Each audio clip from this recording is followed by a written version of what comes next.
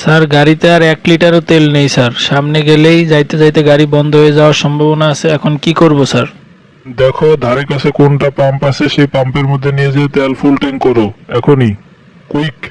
এ ভাই, আমার একটা স্লিপ দেন, তেলের ট্যাঙ্কি ফুল করে দেন তো আমার গাড়িতে। এ মিয়া, 1 সপ্তাহ ধরে মানুষ এখানে মশারি টানায় ঘুমাচ্ছে আর আপনি আসতেছেন এখন তেল নেওয়ার জন্যে। জান মিয়া, পাম্প বন্ধ, তেল নেই। এইসব কথা বলতেছেন মানে? তেল নেই মানে? আমার স্যার গাড়ির মধ্যে বসে আছে, ইমার্জেন্সি এখনই তেলের প্রয়োজন, আমরা ঢাকার বাইরে যাব। এই মিয়া, আপনাদের ট্যাঙ্কে তেল নেই মানে? নাটক করতেছেন? আমার ফুল ট্যাঙ্ক করে দেন আমার গাড়িতে তেল। স্যার পাম্পে কোনো ধরনের কোনো তেল নেই। 3 দিন 1 সপ্তাহ ধরে মানুষজন এসে মশারি টাঙায় শুয়ে আছে স্যার পাম্পে, তারপরেও তেল পাচ্ছে না। অনেকের গাড়ি ওইখানে স্তব্ধ হয়ে বসে আছে স্যার, এখন কি করণীয়? তেল নেই মানে মগের মূল্য পাইছে নাকি?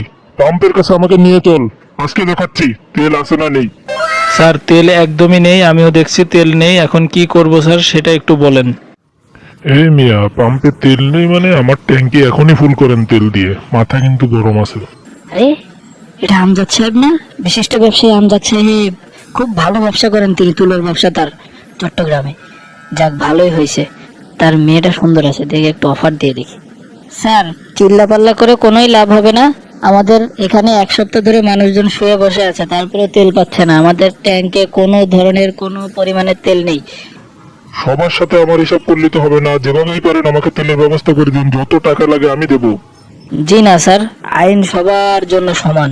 এখন আমি আপনাকে একটু অফার দিচ্ছি, যদি আপনি রাজি থাকেন তাহলে আপনি আমার সাথে ডিল করতে পারেন। যেমন ধরেন, আপনার একটি মেয়ে রয়েছে, যদি সেই মেয়েটাকে আমার সাথে বিয়ে দেন তাহলে স্যার আমি আপনার তেলের ফুল ট্যাঙ্ক করে দিতে পারি।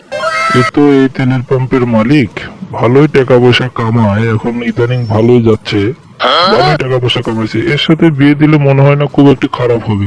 আচ্ছা যাই হোক, আমি রাজি হয়ে যাই, আমারও সামনে ভালো ব্যবসায়িক কিছু কাজ আছে, আমার মেয়েরও বিয়ে হয়ে গেল।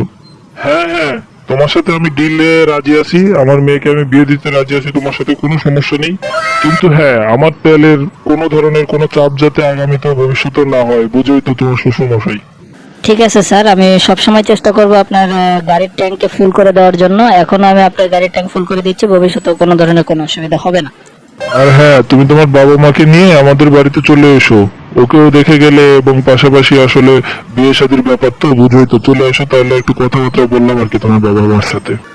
আচ্ছা ঠিক আছে স্যার, আমি আমার বাবা মাকে বলবো, আজকেই বলবো যাতে আপনার সাথে দেখা করে, এবং আমরা আসতেছি এই সামনের শুক্রবারেই। আমি আসলে ডেটটা ফিক্সড করতে চাচ্ছি, আমি আসবো। কি বলেন স্যার আপনি? হ্যাঁ হ্যাঁ বাবা, তুমি এই ফ্রাইডেতেই চলে এসো আমার বাসায়, কোনো সমস্যা নেই। ও ফ্রি আছে, আমার মেয়ে ফ্রি আছে, আমার ওয়াইফও আছে, আমারও কোনো ধরনের কোনো মিটিং নেই। ঠিক আছে, চলে এসো, এই সামনের ফ্রাইডেতেই আমাদের আসলে কথা বলা উচিত।